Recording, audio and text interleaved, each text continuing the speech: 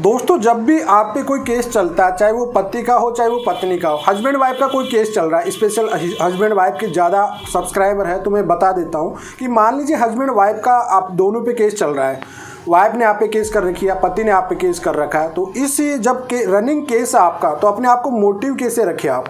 देखो सबसे पहली बात आपको मैं बता देता हूँ, एक सबसे इम्पोर्टेंट बात ये कि आप लोग एक नेगेटिव बातें बहुत ज़्यादा सोचते हो। जी हाँ, ये बात हमेशा माइंड में याद रखना। जब भी आपका केस चलता है तो एक इग्नोर करना सीख जाए इस चीज़ को, इस पार्ट को अलग से इग्नोर कर दीजिए। और देखो यार, जब कोई होता है तो बी पॉजिटिव थिंकिंग रखा करो। जब भी बुरा वक्त आता है ना, तो इसका मतलब ये नहीं है कि आपको तोड़ने आ रहा, गिराने आ रहा। हो सकता है जो आपका केस हो रहा है कि वाकई सच में ये रिश्ता आगे चल ही नहीं सकता था, आपको आपकी किस्मत में लिखा हुआ ये है कि यहाँ पे इसका एंड होना है। हो सकता है आगे चलकर कुछ अच्छा हो आपके साथ। बी पॉजिटिव हमेशा सोचिए। आप नेगेटिव सोचोगे तो हमेशा आप डिप्रेशन में ही रहोगे। क्यों? क्योंकि देखो यार, ये तो कहीं ना कहीं किसी के साथ दिक्कत आ जाती है। मान लीजिए आप गाड़ी चला रहे हो, अचानक आपका एक्सीडेंट हो गया, ठीक है, तो आप ये पूरी एनर्जी खत्म ये सोच के तो नहीं होगी कि साहब मेरी तो ज़िंदगी खत्म हो गई। ऐसा कुछ नहीं होता है ना। अपने आप को मोटिव रखते हो, बी पॉजिटिव रखते हो, जल्दी से जल्दी आप ठीक हो जाते हो, रिकवर हो जाते हो। उसी प्रकार से जब आप पे केसेस चल रहे हैं इसी तरह के, चाहे वो हस्बैंड वाइफ का दोनों का केस चल रहा है, तो आप इस चीज़ को लाइफ ऑफ पार्ट समझिए कि लाइफ में प्रॉब्लम आती रहती है, चलती रहती है, कुछ अच्छा होगा, इससे सीखने को मिलेगा, बहुत कुछ मिलेगा। कि कानून में क्या होता है ना कि मैक्सिमम लोगों को ये पता नहीं होता कानून के बारे में, जबकि सबसे इम्पोर्टेंट बात है कि कानून के बारे में हर किसी को जानना बहुत ज़रूरी होता है, लेकिन हर कोई जानना नहीं चाहता है इसके बारे में। इस वजह से अपने आप को मोटिव रखा करो, बी पॉजिटिव सोचा करो हमेशा कि चलो ठीक है, जो भी हो रहा है अच्छा होगा, अच्छा ही रिजल्ट आएगा इसका। आप नेगेटिव कभी मत सोचा करो उस चीज़ के बारे में।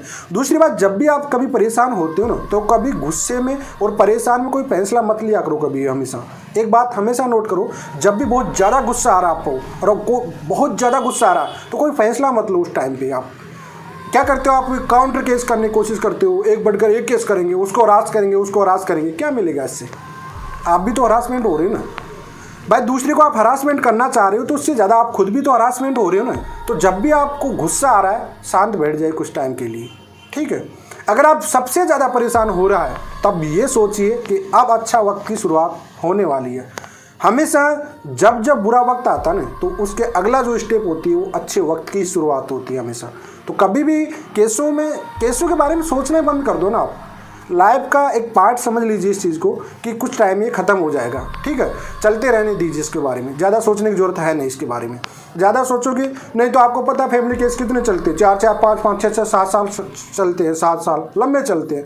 क्या आप आपको अपना पूरा करियर ख़त्म कर लोगे कि केस के चक्कर में? क्या कर पाओगे? आप कुछ कर ही नहीं पाओगे ना यार। अपनी जॉब है उस पर फोकस करो, परिवार है फोकस करो उसको, आपकी स्टडी है स्टडी फोकस करो, बिजनेस है तो बिजनेस पे फोकस करो। अपने आप को मोटिव रखो।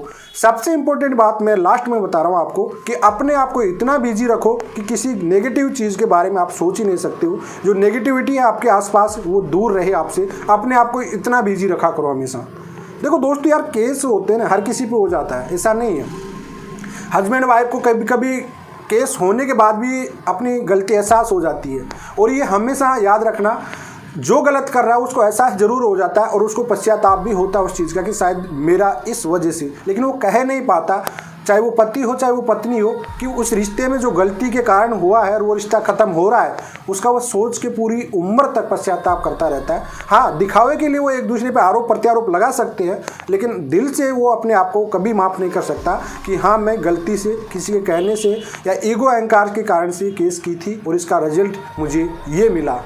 तो दोस्तों कभी भी आप नेगेटिव मत रहो, बी पॉजिटिव सोचा करो केस के बारे में और कोशिश करो कि उसका कहीं से शॉर्ट तरीका निकाला करो।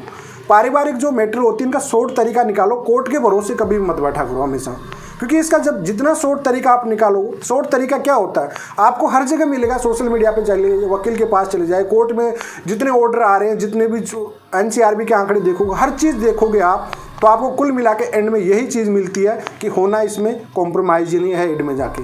तो आप वो तरीका पहले ही अपना लो कहीं कहीं से भाई, वो तरीका पहले ही अपना लो जिससे दोनों का समय बचे, मनी बचे, टाइम बचे, सब कुछ बच जाएगा उसमें। हरासमेंट भी नहीं होगा दोनों का।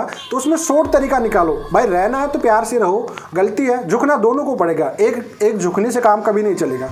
ठीक है। अगर दोनों को एहसास हो रहा है, एक पार्ट नहीं जुड़ रहा, तो उसका शॉर्ट तरीका निकालो। और ये जो पैसों से आप सोचते हो कि पैसों से उम्र निकल जाएगी, पैसों की डिमांडों से, तो ये उम्र आपकी नहीं निकलने वाली पैसों से। ये बात माइंड में हमेशा याद रखना।